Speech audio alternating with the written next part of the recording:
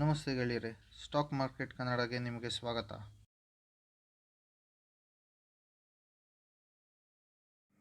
ನಮಸ್ಕಾರ ಗೆಳೆಯರೆ, ಬನ್ನಿ ಇವತ್ತಿನ ವಿಡಿಯೋ ಸ್ಟಾರ್ಟ್ ಮಾಡೋಣ. ಮೊದಲನೇದಾಗಿ ನಾವು ಸೆನ್ಸೆಕ್ಸ್ ಹಾಗೂ ನಿಫ್ಟಿ ಬಗ್ಗೆ ತಿಳ್ಕೊಳ್ಳೋಣ, ಹೇಗೆ ಪರ್ಫಾರ್ಮೆನ್ಸ್ ಆಗಿದೆ ಇವತ್ತು ಅಂತಂದ್ಬಿಟ್ಟು. ಹಾಗೆ ಲಾಸ್ಟ್ 5 ದಿನದ ಚಾರ್ಟ್ ಪ್ಯಾಟರ್ನ್ ಕೂಡ ಎರಡರಲ್ಲೂ ತಿಳ್ಕೊಳ್ಳೋಣ.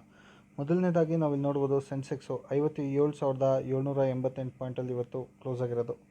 ಪಾಯಿಂಟ್ಸ್ ಅಂತ ನೋಡಿದಾಗ 329 ಪಾಯಿಂಟ್ ಬಿದ್ದಿರೋದು.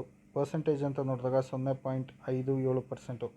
ಹಾಗೆ 5 ದಿನದ ಚಾರ್ಟ್ ಪ್ಯಾಟರ್ನ್ ಅಂತ ನೋಡಿದಾಗ ಕೂಡ ನಾವಿಲ್ಲಿ ನೋಡ್ಬೋದು, ಸೆನ್ಸೆಕ್ಸಲ್ಲಿ ಕಂಟಿನ್ಯೂಸ್ ಡ್ರಾಪ್ ಇರೋದು. ಹಾಗೂ ನಾವಿಲ್ಲಿ ನೋಡ್ಬೋದು 751 ಪಾಯಿಂಟು ಇದು ಬಿದ್ದಿರೋದು. ಹಾಗೂ ಪರ್ಸೆಂಟೇಜ್ ಅಂತ ನೋಡಿದಾಗ ಇಲ್ಲಿ ನೋಡ್ಬೋದು, ಅದು ಕೂಡ 1.28%. ಹಾಗೆ ನಾವು ಹೈಯೆಸ್ಟ್ ಪಾಯಿಂಟಿಂದ ಅಂತ ನೋಡಿದಾಗ ನಾವಿಲ್ಲಿ ನೋಡ್ಬೋದು, 5 ದಿನದ ಹೈಯೆಸ್ಟ್ ಪಾಯಿಂಟಿಂದ ಇಲ್ಲಿ ಬಿದ್ದಿರೋದು ಅಂತ ನೋಡಿದಾಗ ಆಲ್ಮೋಸ್ಟ್ 2.42% ಇದು ಇಲ್ಲಿ ಬಿದ್ದಿರೋದು. ಸೊ ಹಾಗೆ ನಾವು ನಿಫ್ಟಿ ಅಂತ ನೋಡಿದಾಗ ನಾವಿಲ್ಲಿ ನೋಡ್ಬೋದು, ನಿಫ್ಟಿಲೂ ಕೂಡ ಇವತ್ತಿನ ಚಾರ್ಟ್ ಪ್ಯಾಟರ್ನು ತುಂಬ ಡೌನ್ ಇದೆ. ಬನ್ನಿ ನೋಡೋಣ.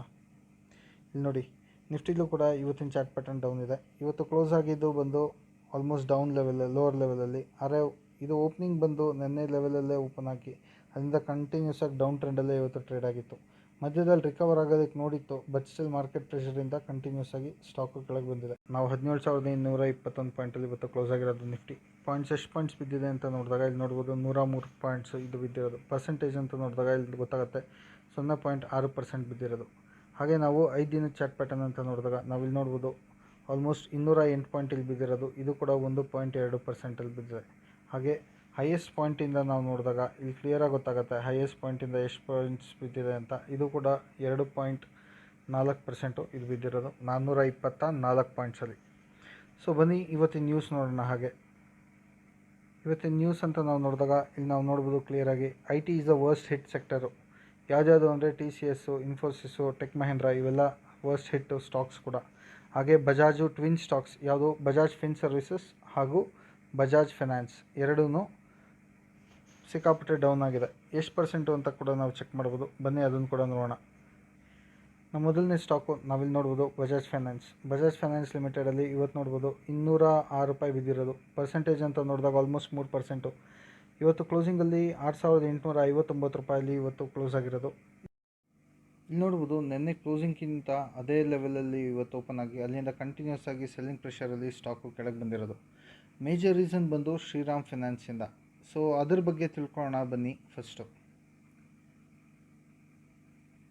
ಇಲ್ಲಿ ನೋಡ್ಬೋದು ನ್ಯೂಸ್ ಏನು ಅಂತಂದ್ಬಿಟ್ಟು, Shriram to merge all financial services businesses. So ಇಲ್ಲಿ ಕಂಪ್ಲೀಟಾಗಿ ಮರ್ಜ್ ಮಾಡಬೇಕು ಅಂತಿದ್ದಾರೆ, ಓನ್ಲಿ ಫಿನಾನ್ಷಿಯಲ್ ಸರ್ವಿಸಸ್ನ ಸಪ್ರೇಟಾಗಿ. ಸೊ ಆದ್ದರಿಂದ ಕ್ಲಿಯರಾಗಿ ನೋಡ್ಬೋದು, ಈ ಸೆಲ್ಲಿಂಗ್ ಪ್ರೆಷರು ಬಜಾಜ್ ಫೈನಾನ್ಸಲ್ಲೂ ಬಂದಿರೋದು. ಏನಕ್ಕೆ ಅಂದರೆ they want to be number 1 financial services company ಇಂಡಿಯಾಲಿ. ಸೊ ಆದ್ದರಿಂದ ಇವರು ಹೋಲ್ ಬಿಸ್ನೆಸ್ನ ರೀಸ್ಟ್ರಕ್ಚರ್ ಮಾಡ್ತಾ ಇರೋದು, ಹಾಗೂ ಇನ್ ಟರ್ಮ್ಸ್ ಆಫ್ ಮರ್ಜರ್ಸ್ ಎಲ್ಲ ನೋಡ್ತಾ ಇರೋದು. ಅದು ಒನ್ ಆಫ್ ದ ರೀಸನ್ನು ಇಲ್ಲಿ ಕ್ಲಿಯರಾಗಿ ಸೆಲ್ಲಿಂಗ್ ಪ್ರೆಷರ್ ಕಾಣಿಸ್ತಾ ಇರೋದು ಬಜಾಜ್ ಫೈನಾನ್ಸಲ್ಲಿ. ಸೊ ಈ ಕಾರಣಕ್ಕೆ ನಾವು ಅಟ್ ಪ್ರೆಸೆಂಟು ಬಜಾಜ್ ಫೈನಾನ್ಸಲ್ಲಿ ಯಾವುದೇ ಥರದ ಪೊಸಿಷನ್ಸ್ ತಗೊಳ್ಳೋದು ಒಳ್ಳೆಯದಲ್ಲ.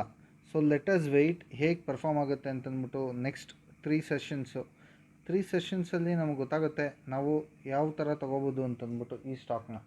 ಸೊ ಒಂದು ಸತಿ ಇದನ್ನು ಕನ್ಸಾಲಿಡೇಟ್ ಆದ್ರೂ ಇನ್ ಟರ್ಮ್ಸ್ ಆಫ್ ಆಫ್ಟರ್ 3 ಸೆಷನ್ಸ್ ನಾವು ಡೆಫಿನೆಟಾಗಿ ಮತ್ತೆ ಫ್ರೆಶ್ ಪೊಸಿಷನ್ಸ್ ಮಾಡೋದಕ್ಕೆ ನೋಡ್ಬೋದು.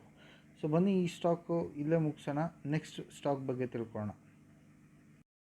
ನಮ್ಮ ನೆಕ್ಸ್ಟ್ ಸ್ಟಾಕ್ ಹೇಳಿದರೆ ಊರ್ಜಾ ಗ್ಲೋಬಲ್ ಲಿಮಿಟೆಡ್. ನಾವು ನೋಡ್ಬೋದು ಇವತ್ತು ಅದು ಕ್ಲೋಸಿಂಗ್ ಬಂದು 11 ರೂಪಾಯಿ 80 ಪೈಸೆ ಇದೆ. ಹಾಗೂ ಇವತ್ತು ಅದು ಎಷ್ಟು ಮೇಲೋಗಿದೆ ಅಂತ ನೋಡಿದಾಗ 55 ಪೈಸೆ ಮೇಲೋಗಿದೆ, ಆಲ್ಮೋಸ್ಟ್ 5%, 4.89%. ಇಲ್ಲಿ ನೋಡ್ಬೋದು ಕಂಟಿನ್ಯೂಸ್ ಆಗಿ ಇದು ಅಪ್ಪರ್ ಸರ್ಕ್ಯೂಟ್ ಹೊಡ್ತಿದೆ. ಹಾಗೂ ಲಾಸ್ಟ್ 5 ದಿನದ ಪರ್ಫಾರ್ಮೆನ್ಸ್ ಅಂತ ನೋಡಿದಾಗ ನಾವು ಕಂಟಿನ್ಯೂಸ್ ಆಗಿ ನೋಡ್ಬೋದು ಇಲ್ಲಿ ಅಪ್ಪರ್ ಸರ್ಕ್ಯೂಟ್ ಹೊಡಿತಾ ಇರೋದು ಈ ಪರ್ಟಿಕ್ಯುಲರ್ ಸ್ಟಾಕಲ್ಲಿ. ಹಾಗೂ ಲಾಸ್ಟ್ 1 ತಿಂಗಳ ಪರ್ಫಾರ್ಮೆನ್ಸ್ ಅಂತ ನೋಡಿದಾಗ ನಾವಿಲ್ಲಿ ನೋಡ್ಬೋದು ಆಲ್ಮೋಸ್ಟ್ 63% ರಿಟರ್ನ್ಸ್ ಕೊಟ್ಟಿದೆ. ಹಾಗೆ ಲಾಸ್ಟ್ 6 ತಿಂಗಳ ಪರ್ಫಾರ್ಮೆನ್ಸ್ ಅಂತ ನೋಡಿದಾಗ ನಾವಿಲ್ಲಿ ನೋಡ್ಬೋದು 47% ಇಲ್ಲಿ ಪರ್ಫಾರ್ಮೆನ್ಸ್ ಕೊಟ್ಟಿರೋದು. ಹಾಗೂ ಲಾಸ್ಟ್ 1 ವರ್ಷದ್ದು ಇಯರ್ ಟಿಲ್ ಡೇಟ್ ಅಂತ ನೋಡಿದಾಗ ಇಲ್ಲಿ ನೋಡ್ಬೋದು 85% ಇದು ರಿಟರ್ನ್ಸ್ ಕೊಟ್ಟಿರೋದು. ಹಾಗೆ 5 ವರ್ಷದ ಪರ್ಫಾರ್ಮೆನ್ಸ್ ಅಂತ ನೋಡಿದಾಗ ನಾವಿಲ್ಲಿ ನೋಡ್ಬೋದು ಈ ಪರ್ಟಿಕ್ಯುಲರ್ ಸ್ಕ್ರಿಪ್ಟಲ್ಲಿ ನಾವು 750% ರಿಟರ್ನ್ಸ್ ಎಕ್ಸ್ಪೆಕ್ಟ್ ಮಾಡಿರೋದು. ಸ್ಪೆಷಲಿ ನಾವಿಲ್ಲಿ ನೋಡ್ಬೋದು ಈ ಪರ್ಟಿಕ್ಯುಲರ್ ಸ್ಕ್ರಿಪ್ಟಲ್ಲಿ ಇದು 2020 ಮಾರ್ಚಿಂದ ನಾವು ನೋಡಿದಾಗ 1129% ರಿಟರ್ನ್ಸ್ ಕೊಟ್ಟಿದೆ ಈ ಪರ್ಟಿಕ್ಯುಲರ್ ಸ್ಕ್ರಿಪ್ಟು ಊರ್ಜಾ ಗ್ಲೋಬಲ್ಲು. ಜೊತೆಗೆ ಇವಾಗ ಹೊಸ ನ್ಯೂಸು ಬಂದಿರೋದು ಕೂಡ ಇದ್ರ ಬಗ್ಗೆನೇ ಪಾಸಿಟಿವ್ ಆಗಿದೆ. ಈ ಪರ್ಟಿಕ್ಯುಲರ್ ಸ್ಕ್ರಿಪ್ಟಲ್ಲಿ ನಾವು ಇನ್ವೆಸ್ಟ್ ಮಾಡೋದಕ್ಕೆ ನ್ಯೂಸ್ ಏನು ಅಂತ ನೋಡೋಣ ಬನ್ನಿ. ನಾವಿಲ್ಲಿ ನೋಡ್ಬೋದು ನ್ಯೂಸಲ್ಲಿ ಕ್ಲಿಯರಾಗಿ ಗೊತ್ತಾಗುತ್ತೆ. Cabinet to consider ₹76,000 crore PLI scheme for semiconductor production today. So semiconductor productions ಇವಾಗ 76,000 ಕೋಟಿಗೆ PLI ಸ್ಕೀಮ್ಸ್ನ ಕ್ಯಾಬಿನೆಟ್ಟು ಕನ್ಸಿಡರ್ ಮಾಡಿದೆ. ಊರ್ಜಾ ಗ್ಲೋಬಲಲ್ಲಿ ನಾವು ನೋಡ್ಬೋದು one of the top 5 companies ಇದು ಇಂಡಿಯಾಲಿ. ಟಾಪ್ 5 ಕಂಪ್ನೀಸು ಇಂಡಿಯಾಲಿ ಈ company in terms of semiconductor ಮ್ಯಾನುಫ್ಯಾಕ್ಚರಿಂಗಲ್ಲಿ. ಇದು ನೋಡಿದ್ರೆ ಪೆನ್ನಿ ಸ್ಟಾಕ್ ಥರ ಕಾಣುತ್ತೆ, ಬಟ್ ಡೆಫಿನೆಟ್ಲಿ ಇದು ಪೆನ್ನಿ ಸ್ಟಾಕೇ, there is no doubt in it.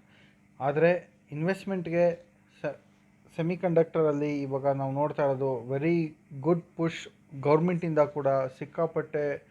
Make in India ಕಾನ್ಸೆಪ್ಟಲ್ಲಿ, ಇದು ಆತ್ಮನಿರ್ಭರ್ ಕಾನ್ಸೆಪ್ಟಲ್ಲಿ ಇದು ಆಚೆ ಬರ್ತಾ ಇರೋದ್ರಿಂದ ನಾವು ಡೆಫಿನೆಟಾಗಿ ಈ ಪರ್ಟಿಕ್ಯುಲರ್ ಸ್ಟಾಕಲ್ಲಿ ನಾವು ಇನ್ವೆಸ್ಟ್ ಮಾಡ್ಬೋದು. ಇಂಡಿಯಾ ಆತ್ಮನಿರ್ಭರ್ ಆದಷ್ಟು ಈ ಪರ್ಟಿಕ್ಯುಲರ್ ಸ್ಟಾಕು ಹಾಗೂ ಇದ್ರ ಥರದ್ದೇ ಮಲ್ಟಿಪಲ್ ಸ್ಟಾಕ್ಸ್ ಇದೆ. ಫಾರ್ ಎಕ್ಸಾಂಪಲ್ ಟಾಟಾ ಲೆಕ್ಸಸ್ ಕೂಡ ಇದೆ. ಸೊ ತುಂಬ ಸ್ಟಾಕ್ಸ್ ಇದೆ, ತುಂಬ ಕಂಪ್ನೀಸ್ ಇದೆ ಇನ್ ಟರ್ಮ್ಸ್ ಆಫ್ ಸೆಮಿಕಂಡಕ್ಟರ್ ಮ್ಯಾನುಫ್ಯಾಕ್ಚರಿಂಗಲ್ಲಿ. ಡಿಕ್ಸಾನ್ ಟೆಕ್ನಾಲಜಿ ಕೂಡ ಒಂದು ಅಮಂಗ್ ಇದು ಸೆಮಿಕಂಡಕ್ಟರ್ ಮ್ಯಾನುಫ್ಯಾಕ್ಚರ್ಸಲ್ಲಿ. ಸೊ ಇವರೆಲ್ಲ ತುಂಬ ಚೆನ್ನಾಗಿ ಪರ್ಫಾರ್ಮ್ ಮಾಡೋ ಚಾನ್ಸಸ್ ಜಾಸ್ತಿ ಇದೆ. ಬಟ್ ಊರ್ಜಾ ಗ್ಲೋಬಲ್ಲು ಈ ಪರ್ಟಿಕ್ಯುಲರ್ ಸ್ಟಾಕು ಪರ್ಟಿಕ್ಯುಲರಾಗಿ ಅದರಲ್ಲೇ ತೊಡಗಿರೋದ್ರಿಂದ ಈ ಡೆಫಿನೆಟ್ಲಿ ನಾವು ಈ ಪರ್ಟಿಕ್ಯುಲರ್ ಸ್ಟಾಕಲ್ಲಿ ಇನ್ವೆಸ್ಟ್ ಮಾಡೋದಕ್ಕೆ ಯೋಚನೆ ಮಾಡ್ಬೋದು.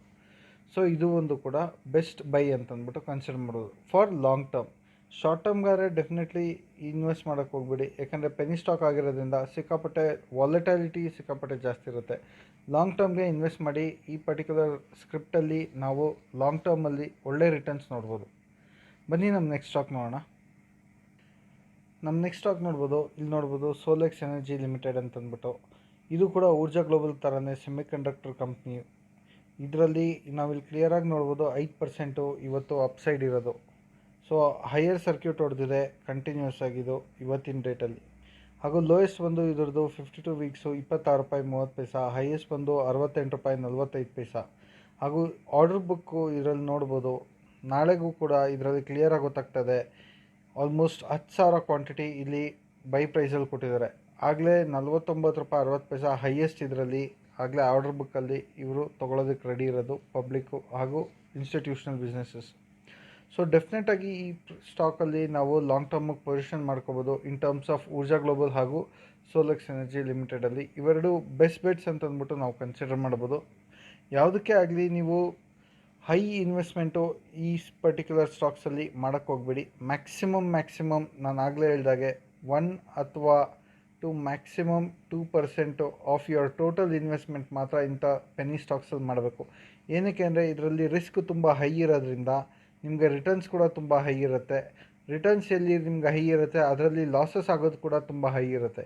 ಸೊ ಆದ್ದರಿಂದ ನೀವು ಯಾವುದೇ ಸ್ಟಾಕಲ್ಲಿ ಇನ್ವೆಸ್ಟ್ ಮಾಡೋದಕ್ಕೂ ಮುಂಚೆ ದಯವಿಟ್ಟು ರಿಸರ್ಚ್ ಮಾಡಿ ಇನ್ವೆಸ್ಟ್ ಮಾಡೋದು ನಾನು ಸಜೆಸ್ಟ್ ಮಾಡ್ತೀನಿ. ಇದ್ರ ಜೊತೆಗೆ ಇನ್ನೂ ಒಂದು ಬೆಸ್ಟ್ ಸ್ಟಾಕ್ ಇದೆ ಇನ್ ಟರ್ಮ್ಸ್ ಆಫ್ ಸೆಮಿಕಂಡಕ್ಟರ್ಸಲ್ಲಿ. ಬನ್ನಿ ಅದನ್ನು ಕೂಡ ನೋಡ್ಬಿಡೋಣ.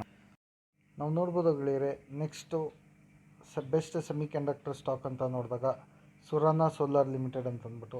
ಇದು ನೋಡ್ಬೋದು ₹20.15 ಇದೆ. ಇವತ್ತು ಅಪ್ ಬಂದು 95 ಪೈಸಾ. ಹಾಗೂ ಇದು ಪರ್ಸೆಂಟೇಜ್ ಅಂತ ನೋಡಿದಾಗ ಆಲ್ಮೋಸ್ಟ್ 5% ಇದು ಅಪ್ ಇರೋದು.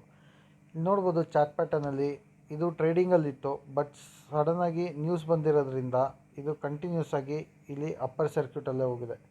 ಲಾಸ್ಟ್ 5 ದಿನದ ಪರ್ಫಾರ್ಮೆನ್ಸ್ ಅಂತ ನೋಡಿದಾಗ ಕೂಡ ನಾವಿಲ್ಲಿ ನೋಡ್ಬೋದು ಈ ಸ್ಟಾಕು ಆಲ್ಮೋಸ್ಟ್ 5.25% ರಿಟರ್ನ್ಸ್ ಕೊಟ್ಟಿದೆ. ಹಾಗೂ 1 ತಿಂಗಳಲ್ಲಿ ಆಲ್ಮೋಸ್ಟ್ 16% ರಿಟರ್ನ್ಸು, 6 ತಿಂಗಳಲ್ಲಿ 66% ರಿಟರ್ನ್ ಆಲ್ಮೋಸ್ಟು. ಹಾಗೆ 1 ವರ್ಷ ಅಂತ ನೋಡಿದಾಗ ನೋಡ್ಬೋದು ಆಲ್ಮೋಸ್ಟ್ 140% ರಿಟರ್ನ್ಸ್ ಕೊಟ್ಟಿದೆ. ಮ್ಯಾಕ್ಸಿಮಮ್ ಚಾರ್ಟ್ ಪ್ಯಾಟರ್ನ್ ಅಂತ ನೋಡಿದಾಗ ನಾವು ನೋಡ್ಬೋದು ಈ ಪರ್ಟಿಕ್ಯುಲರ್ ಸ್ಕ್ರಿಪ್ಟಲ್ಲಿ ನಾವು ಈ ಪರ್ಟಿಕ್ಯುಲರ್ ಸ್ಕ್ರಿಪ್ಟು ₹73ವರೆಗೂ ಹೋಗಿತ್ತು. ಅಲ್ಲಿಂದ ನಾವು ನೋಡಿದ್ರೆ ಇಲ್ಲಿ ಕ್ಲಿಯರಾಗಿ ಗೊತ್ತಾಗುತ್ತೆ ಆಲ್ಮೋಸ್ಟ್ 71% ಇದು 71-72% ಇದು ಡೌನ್ ಸೈಡಲ್ಲಿರೋದು. ಬನ್ನಿ ಫಿನಾನ್ಷಿಯಲ್ಸ್ ಹೇಗಿದೆ ಅಂತಂದ್ಬಿಟ್ಟು ನೋಡೋಣ. ಇದರಲ್ಲಿ ಇನ್ವೆಸ್ಟ್ ಮಾಡ್ಬೋದಾ ಬೇಡ ಅಂತಂದ್ಬಿಟ್ಟು ಕೂಡ ನಾವು ತಿಳ್ಕೊಬೋದು. ಫಿನಾನ್ಷಿಯಲ್ಸ್ ಅಂತ ನೋಡಿದಾಗ ನಾವು ಇಲ್ಲಿ ನೋಡ್ಬೋದು ರೆವೆನ್ಯೂ ಇನ್ಕ್ರೀಸ್ ಇದೆ. One of the major point ಅಂದರೆ ರೆವೆನ್ಯೂ, ಅದು ಇಯರ್ ಆನ್ ಇಯರ್ ಇನ್ಕ್ರೀಸ್ ಆಗುತ್ತೆ ಅಂತ ನೋಡಬೇಕು. ಪರ್ಟಿಕ್ಯುಲರ್ ಸೆಪ್ಟೆಂಬರ್ ಕ್ವಾರ್ಟ್ರಲ್ಲಿ ನೋಡ್ಬೋದು 9,78,00,000 ಇದರದ್ದು ಸೇಲ್ಸು. ಸಿಕ್ಕಾಪಟ್ಟೆ ಕಮ್ಮಿ ಸ್ಮಾಲ್ ಕ್ಯಾಪ್ ಸ್ಟಾಕ್ ಇದು, ಪೆನ್ನಿ ಸ್ಟಾಕ್ ಅಂತಲೇ ಹೇಳ್ಬೋದು. ಯಾಕಂದರೆ ರೆವಿನ್ಯೂ ಕೂಡ ಇಷ್ಟು ಕಮ್ಮಿ ಇರೋದ್ರಿಂದ ಟ್ರೇಡರ್ಸ್ಗೆ ಇದು, ಬ್ರೋಕರ್ಸು ಟ್ರೇಡರ್ಸ್ಗೆ ಇದು ಈಸಿಯಾಗಿ ಅಪ್ ಹಾಗೂ ಡೌನ್ ಮಾಡೋ, ಟ್ರೇಡ್ ಮಾಡಿ ಹಾಗೂ ಇದ್ರದ್ದು ಮೂಮೆಂಟ್ ಕಂಟ್ರೋಲ್ ಮಾಡೋ ಆ್ಯಕ್ಸೆಸ್ ಇರುತ್ತೆ ಈಸಿಯಾಗಿ. ಹಾಗೂ ನಾವಿಲ್ಲಿ ನೋಡ್ಬೋದು ನೆಟ್ ಇನ್ಕಮ್ ಅಂತಂದ್ಬಿಟ್ಟು 16 ಲಕ್ಷ ಇದೆ, 51% ಇಯರ್ ಆನ್ ಇಯರ್ ಡಿಪ್ ಇರೋದು. ಏನಕ್ಕೆ ಅಂತಂದ್ಬಿಟ್ಟು ನಾವು ನೋಡಿದಾಗ ಓವರಾಲ್ ಸೆಮಿ ಕಂಡಕ್ಟರ್ ಕಂಪ್ನೀಸ್ ಯಾವುದೇ ಇದ್ರೂ ಲಾಸ್ಟ್ 1 ವರ್ಷದಲ್ಲಿ ಸಿಕ್ಕಾಪಟ್ಟೆ ಚಾಲೆಂಜಸ್ ಇದೆ ಇನ್ ಟರ್ಮ್ಸ್ ಆಫ್ ಕಾಸ್ಟಿಂಗು. ಆದ್ದರಿಂದನೇ ಎಲ್ಲ ಸೆಮಿ ಕಂಡಕ್ಟರ್ ಕಂಪ್ನೀಸಲ್ಲೂ ನಾವು ಡೌನ್ ಸೈಡ್ ನೋಡ್ಬೋದು ನೆಟ್ ಇನ್ಕಮಲ್ಲಿ. ಇದೊಂದೇ ಕಂಪ್ನಿ ಅಲ್ಲ, ಎಲ್ಲ ಕಂಪ್ನಿಲೂ. ಹಾಗೆ ನಾವು ನೆಟ್ ಮಾರ್ಜಿನ್ ಅಂತ ನೋಡಿದಾಗ ನಾವಿಲ್ಲಿ ನೋಡ್ಬೋದು 1.66%, ವಿಚ್ ಇಸ್ ಆಲ್ಮೋಸ್ಟ್ 74% ಡೌನ್ ಇರೋದು. ಹಾಗೆ ನಾವು ಆಪ್ರೇಟಿಂಗ್ ಇನ್ಕಮ್ ಅಂತ ನೋಡಿದಾಗ ಕೂಡ ನಾವು ನೋಡ್ಬೋದು ಇಲ್ಲಿ 37 ಲಕ್ಷ. ಹಾಗೆ ಕ್ಯಾಶ್ ಆನ್ ಹ್ಯಾಂಡ್ ಅಂತ ನೋಡಿದಾಗ 1,27,00,000. ಹಾಗೆ ಕಾಸ್ಟ್ ಆಫ್ ರೆವಿನ್ಯೂ ಅಂತ ನೋಡಿದಾಗ ನೋಡ್ಬೋದು 7.81 ಕೋಟಿ. ಹಾಗೂ ಕ್ಯಾಶ್ ಆನ್ ಹ್ಯಾಂಡ್ ಅಂತ ಪರ್ಸೆಂಟೇಜ್ ಅಂತ ನೋಡಿದಾಗ ಇದು ನೋಡ್ಬೋದು clear increase year on year 270%.